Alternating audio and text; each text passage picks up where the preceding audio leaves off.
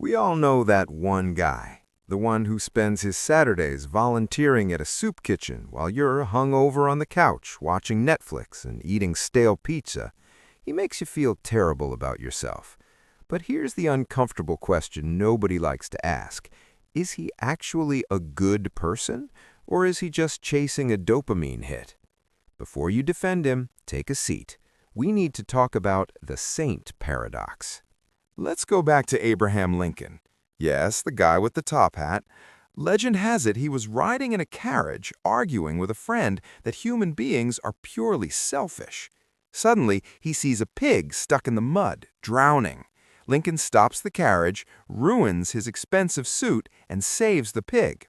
His friend laughs and says, "Aha, you just disproved your own theory, Abe. That was pure altruism."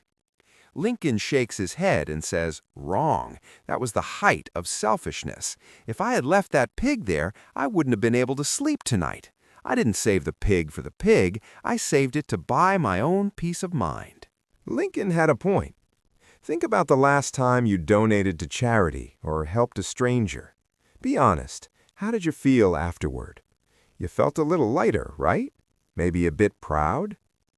There's an 18th century philosopher named Bernard Mandeville who argued that altruism is a lie. He believed that charity is just a transaction. You pay money or time to relieve the internal discomfort of feeling like a jerk. You don't feed the hungry because they are hungry. You feed them because you would feel guilty if you didn't. If this theory holds up, then Mother Teresa, that friend who rescues cats, and the guy at the shelter are all just drug addicts chasing the high of self-righteousness. It implies you've never done a truly good thing in your life. You've just been clever enough to realize that kindness makes you feel better. But wait, why is feeling good about doing good considered a bad thing? We have this weird cultural hangover, mostly from Puritanism, that suggests virtue only counts if it hurts. The idea is that if you enjoy helping people, it's selfish. But if you help people while hating every second of it, now you're a saint. That is logically broken. Look at Superman. He doesn't save Metropolis while grumbling, "Ugh, I have to fly again." No, he embodies the hero archetype because he wants to save people. Look at Buddhism. They have a concept called mudita, sympathetic joy. It means being happy because someone else is happy. They don't call that selfishness, they call it enlightenment. Even Aristotle said that a truly virtuous person isn't someone who forces themselves to follow the rules, it's someone who finds pleasure in being virtuous. If you are still suffering to do the right thing, Aristotle would say you're still an amateur at being human. But wait, the cynic says, evolution, Richard Dawkins, the selfish gene. People love using biology as an excuse to be jerks. They think because our genes want to replicate, every human action is a calculated move for survival. That is a category error. Yes, evolution gave us instincts, but when you eat a burger at 2 a.m., you aren't thinking, "I must nourish my cells to propagate my DNA." You're thinking, "This burger tastes amazing."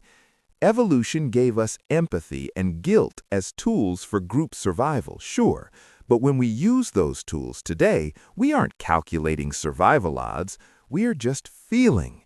We are messy, emotional creatures, not biological robots. Real heroism isn't about ignoring your self-interest. It's about your self-interest becoming incredibly complex. Take Tony Stark.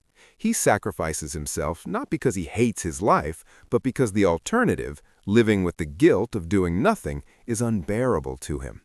Frodo didn't carry the ring because he wanted a vacation in Mordor. He did it because his internal moral compass wouldn't let him do anything else. Is that selfish? In a way, yes. They are acting to satisfy a deep internal drive, but that doesn't make them less heroic. It makes them reliable. We get stuck in a word game. If you define selfishness as doing anything motivated by your own brain, then sure, breathing is selfish, eating is selfish, dying for a cause is selfish. But if a word applies to literally everything, it means nothing. There is a massive difference between the selfishness of stealing a grandma's purse and the selfishness of running into a burning building because you can't stand to watch someone die. Lumping them together is lazy philosophy. So here is the harsh truth. You probably are selfish. You help others because it makes you feel good, or because it stops you from feeling bad. And that is actually great news. If you only did good things when they were painful, you'd stop doing them eventually. But because nature rigged your brain to release serotonin when you help someone, you keep doing it.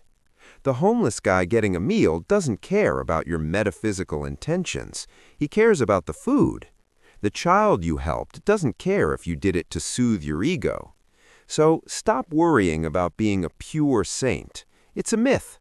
Instead, be the kind of person who is so selfishly addicted to the feeling of helping others that doing good becomes your favorite drug. Be a good, selfish person. The world doesn't need martyrs. It just needs people who realized that kindness feels better than the alternative.